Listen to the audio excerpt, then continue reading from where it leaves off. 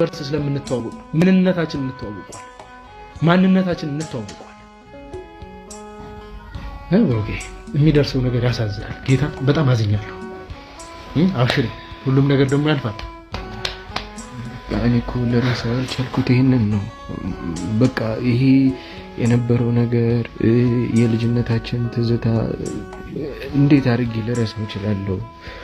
ማለት በቃ እንግዲህ ትንሽዬ ልጅ ነው እንዳየኸው፣ ወጣት ልጅ ነው ይመጣል። እኔ እንኳን ስመረቅ አንድ ነገር አልነበረም በቤትና እንግዲህ ይሄ ሀብሉን ሸጦ ነው እንግዲህ መመረቂያ ሱፍ እንኳን አምጥቶ የተመረኩት።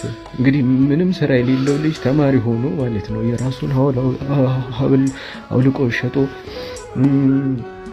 ጫማ የገዛልኝ ልጅ ነው እንግዲህ ስመረቅ ነው የምልህ ተማሪ ሆኖ። አሁን ያ ሁሉ አልፏል።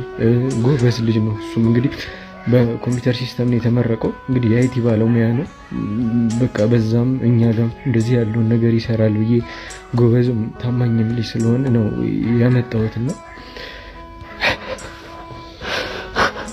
አብሽር አብሩኬ አብሽር በእናትህ